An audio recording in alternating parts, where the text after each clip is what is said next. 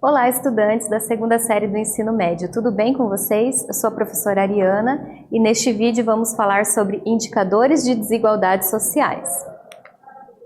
Então, as desigualdades sociais no Brasil, elas são inúmeras e a sociologia utiliza muito esses indicadores, estatísticas para produzir suas teorias ao longo da história, assim como o próprio Estado, as políticas públicas precisam desses índices para serem implementadas.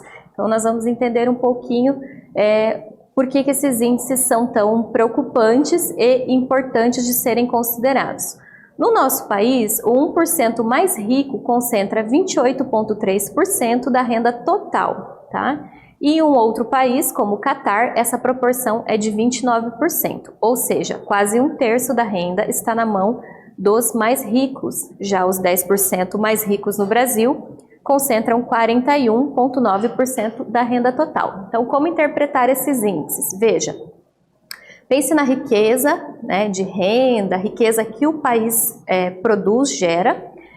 Aqui nós temos 10%, se você pegar 10% da população, são poucas pessoas que têm concentrado em suas mãos quase metade dessa renda total. Então é por isso que é tão preocupante esses índices, porque eles demonstram que há desigualdades, há diferenças de classe muito grandes no nosso país.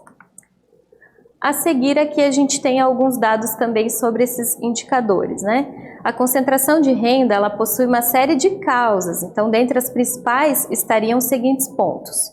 Privilégio de grandes empresas e do capital financeiro, em questão de relação comercial entre países, dominação, tá? Baixos níveis de escolaridade, precarização do trabalho, e aqui temos também outro item relevante, a precarização do trabalho. Ela diz respeito a um grande número de trabalhadores que nos últimos anos têm sofrido perda de direitos e têm entrado no mercado informal. Então, em 2016 tivemos uma reforma trabalhista que modificou muitos pontos na lei trabalhista e os trabalhadores perderam, então, uma série de direitos. A gente chama isso de precarização do trabalho na sociologia. Pobreza e marginalização tendem a aumentar a informalidade. Então, você perde o emprego e entra no mercado informal, trabalha sem segurança, sem ter os seus direitos garantidos. Ou então a submissão a condições de trabalho precarizadas, impactando sobre condições de subsistência das famílias.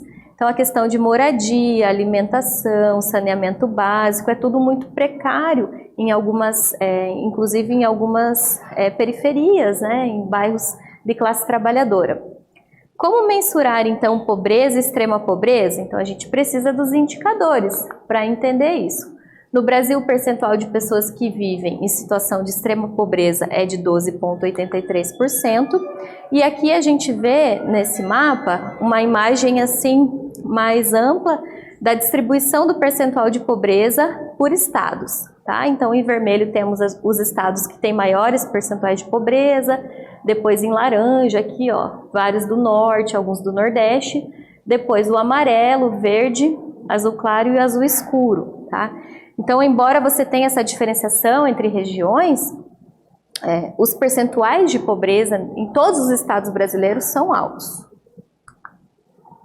Temos também o IDH, o Índice de Desenvolvimento Humano, que no Brasil era 0,76 em 2018 e foi para 0,765 em 2019.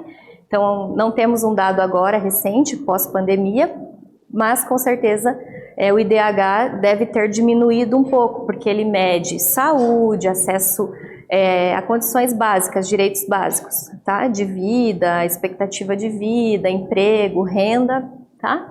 E aqui, o líder do ranking, em termos de IDH no mundo, seria a Noruega. Então, se você fizer um comparativo, né, no mundo todo, o Brasil ocupa o 84º lugar entre 189 países. Então, neste vídeo, nós falamos sobre indicadores de desigualdades sociais. Eu espero que vocês tenham gostado e até breve.